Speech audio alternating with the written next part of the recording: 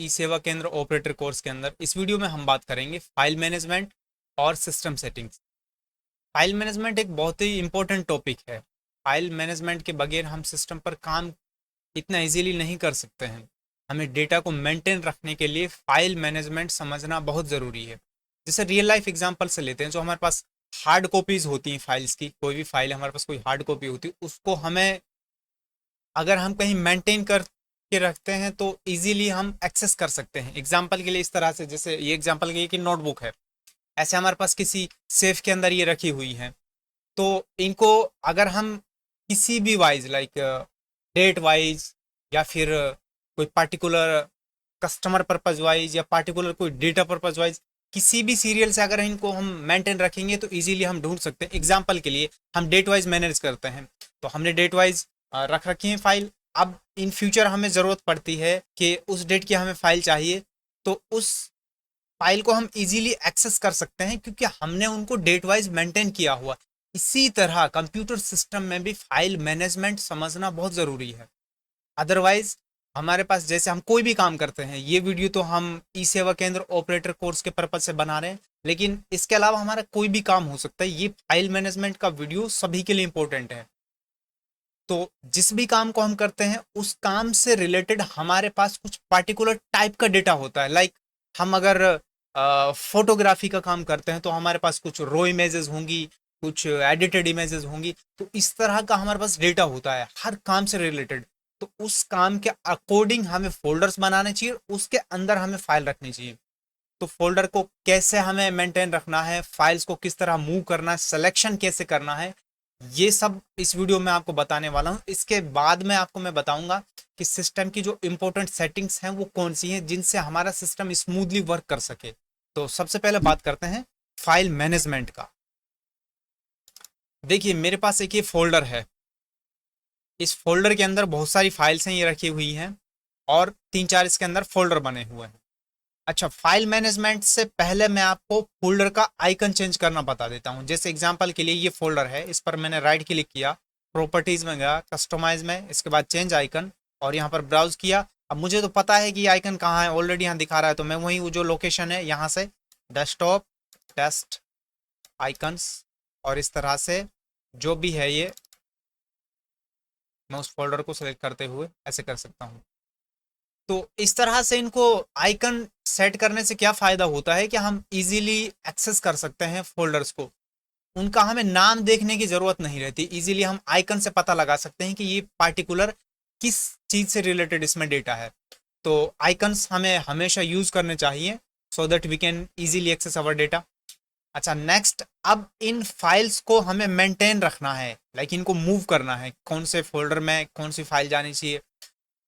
अगर हमारे पास अब शुरू में, सीधी सी बात है, जिन्होंने फाइल मैनेजमेंट नहीं किया होगा उनके पास तो इस तरह से बहुत सारी फाइल्स एक ही जगह पड़ी होंगी। तो हो सकता है कि अभी ये फाइल टाइप इस तरह से दिखा रहा है, आपकी जो कुछ फाइल है एक ये वाली हो, एक ये वाली हो, ऐसे बीच में कोई फाइल हो सकती है।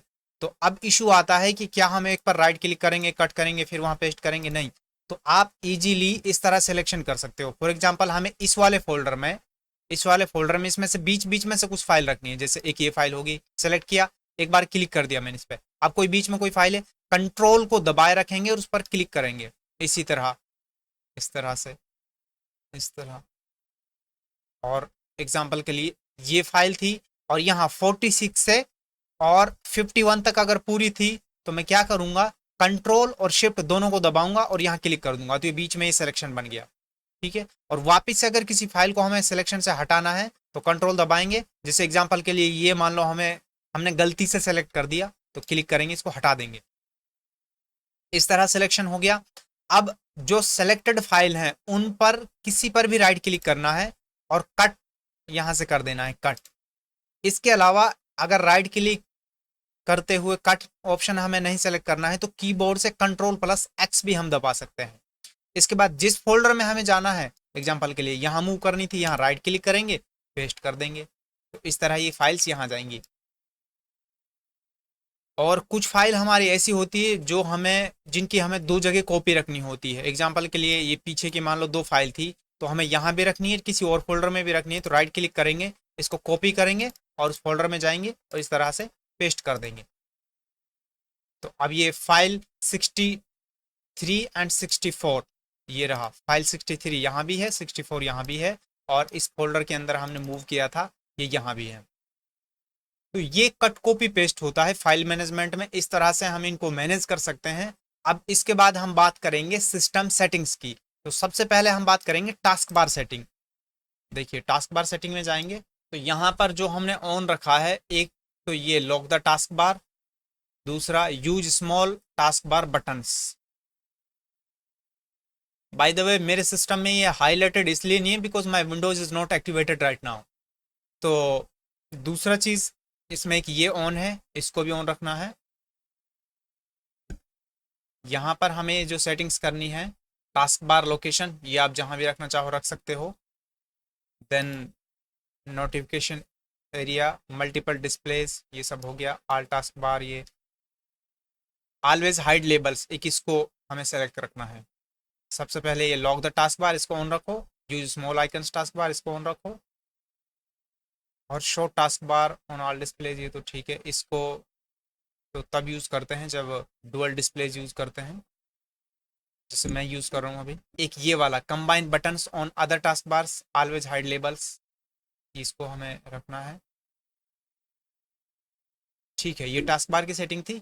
इसके बाद अगर हम स्टार्ट बटन पर देखें तो इसमें लगभग सभी ऑफ हैं और एक ये ऑन है, ये वाला। इन सबको ऑफ रखना है, इसको ऑन रखना है। ठीक है, अब इसके बाद हम थीम्स में जाते हैं। थीम्स में हम यहाँ से डेस्कटॉप आइकन सेटिंग, कई बार डेस्कटॉप पर आपने देखा होगा कि दिस पीसी या कंप्यूटर जो भी वो आइकन है वो एक शॉर्टकट की तरह आता है। वो वजह ये होती है कि हम उसको वहाँ से ड्रैग करके या वहाँ से शॉर्टकट बनाया होता है दिस पीसी के अंदर जाते हुए फाइल एक्सप्लोरर में जब हम ओपन करते हैं। तो उसका सिंपल सा सोल्यूशन ये है कि यहाँ पर थीम्स में जाएंगे और यहाँ जो जो हमें आइकन डेस्कटॉप पर चाहिए उनको यहाँ से हम रख सकते हैं, तो वो शॉर्टकट की तरह दिखाई नहीं देगा फिर डेस्कटॉप पर। और इसके बाद अगर कलर्स पर देखें तो इस तरह रखा हुआ है मैंने यहाँ पर डार्क और लाइट, और ये ट्रांसपेरेंसी इफेक्ट इसको ऑफ रखें तो बेहतर रहेगा। और यहाँ पर ये दोनों चेक्ड हैं और यहाँ कोई भी कलर लिया हुआ है। अब मैं आपको कुछ सिस्टम सेटिंग्स बताने वाला हूँ जिनसे आपके सिस्टम की स्पीड बूस्ट हो सकती है। सिस्टम सेटिंग्स में आपको दिस पीसी पर राइट क्लिक करना है और प्रॉपर्टीज में जाना है। प्रॉपर्टीज में जाने के बाद आपको एडवांस सिस्टम सेटिंग्स में जाना है। सबसे पहले हम कंप्यूटर नेम चेंज करेंगे, यहाँ डिस्क्रिप्शन डाल देंगे और यहाँ से चेंज करते हुए जो भी आपको सूटेबल नाम रखता है अपने पीसी का वो नाम दे देंगे और ओके करेंगे, रीस्टार्ट कर देंगे। इसके बाद हम जाएंगे एडवांस सेटिंग में, सेटिंग्स और विजुअल इफेक्ट्स। विजुअल इफेक्ट्स में हमें यहाँ पर ये let window choose what's best for my computer ये सब मिलेगा, या फिर एडजस्ट फॉर अपीयरेंस परफॉर्मेंस, जो भी इनमें से मिले हमें कस्टम करना है। और ये दो, एक ये वाला show thumbnails instead of icons, smooth edges of screen fonts, ये दोनों हमें सेलेक्ट करना है। तीसरा वाला स्मूथ स्क्रॉल लिस्ट बॉक्सेस, ये करना चाहें तो कर सकते हैं, ये जरूरी नहीं है, ये दो हमें जरूरी रखना है। इसके बाद एडवांस में जाएंगे और यहाँ पर चेंज करेंगे। ये automatically manage paging file size आएगा फॉर ऑल ड्राइव्स, इसको हमें हटा देना है और यहाँ से कस्टम साइज में जो यहाँ रिकमेंडेड दिया हुआ था उसका आसपास उससे आगे कर देना है कुछ, जैसे 2914 था, मैंने यहाँ पर 3000 करके रखा है, इसको सेट कर देना है, यहाँ पर ओके कर देना है, अप्लाई वगैरह कर देना है। ये रीस्टार्ट के लिए पूछेगा आपको, सिस्टम रीस्टार्ट कर लेना। ठीक है, ये मैं क्लोज कर रहा हूँ। इसके बाद आपको एक और जो सेटिंग करनी होती है, ये सेटिंग क्या एक्चुअली टेम्प फाइल डिलीट करनी होती है। आपको कीबोर्ड से विंडो आर प्रेस करना है और यहाँ पर टाइप करना है आपको %, टेम्प %, इस तरह से ओके करना है, कंट्रोल ए करना है, इनको डिलीट कर देना है। और डिलीट करने के बाद फिर से विंडो आर प्रेस करना है सिस्टम से, और इस बार जो इसके टेम्प हैं इसके दोनों % हटा देने हैं। इस तरह इनको भी कंट्रोल ए करेंगे, डिलीट करेंगे। और एक चीज़ इसमें ध्यान रखनी है, जब इस तरह करते हैं हम कंट्रोल ए डिलीट, तो ये कुछ फाइल्स ऐसी होंगी जो डिलीट नहीं होंगी, तो इस पर ये करते हुए स्किप कर देंगे। ठीक, इसके बाद रिसाइकिल बिन को एम्प्टी कर देना है। अगली जो सेटिंग है, इसी तरह विंडो आर प्रेस करेंगे, ms config टाइप करेंगे, उसमें ms config एंटर प्रेस करेंगे। ms config के अंदर सबसे पहले हमें ये बूट पर जाना है और यहाँ ये 3 सेकेंड टाइम आउट डाल देना है। और यहाँ ही पर एडवांस ऑप्शंस में जाना है और ये चेक करना है नंबर ऑफ प्रोसेसर्स, जो भी आपके सिस्टम में हाईएस्ट मिले। अब जैसे मेरे में 12 मिल रहा है, आपके में 4 हो सकता है, 8 हो सकता है, जो भी आपके में हो, या फिर 2 भी हो सकता है। तो आप उसको सेलेक्ट कीजिए और हाईएस्ट को सेलेक्ट करने के बाद ओके कीजिए और रीस्टार्ट के लिए पूछेगा, रीस्टार्ट कर दीजिए। तो ये थी हमारे सिस्टम की कुछ इंपॉर्टेंट सेटिंग्स जिनसे हमारे सिस्टम की परफॉर्मेंस में थोड़ा बूस्ट आ जाता है। तो एक और जो सेटिंग मुझे आपको बतानी थी वो ये है कि हमें विंडोज़ को स्नैप कैसे करना है। एग्जाम्पल के लिए ये मेरे पास एक फोल्डर है, इसको मैंने यहाँ ड्रैग किया तो ये हाफ पोर्शन में आ जाता है, इसी तरह यहाँ ड्रैग किया तो ये इस पोर्शन में आ जाता है। अगर बीच में ड्रैग करता हूँ तो फुल पोर्शन में, यहाँ पर करता हूँ तो इस तरह।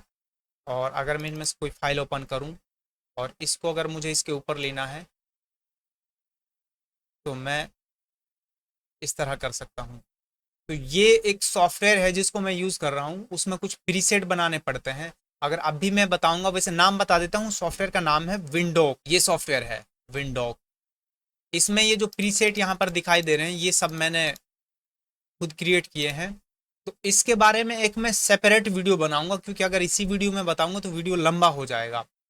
कैसे प्रीसेट क्रिएट करना है, अगर आपको अपने अकॉर्डिंग कुछ प्रीसेट इसमें क्रिएट करना है तो वो आप कर सकते हैं। वैसे मैंने जो मेरा प्रीसेट है वो बहुत अच्छा है, उसके अंदर मैंने लगभग सारे प्रीसेट बना रखे हैं जो यूज़फुल होते हैं। आप सभी के लिए वो यूज़फुल हो सकते हैं फिर भी, लेकिन अगर आपको अपने हिसाब से कोई प्रीसेट बनाना है तो वो मैं आपको बताऊंगा, आप इजीली क्रिएट कर सकते हैं। तो इस वीडियो में इतना ही था। Thanks for watching.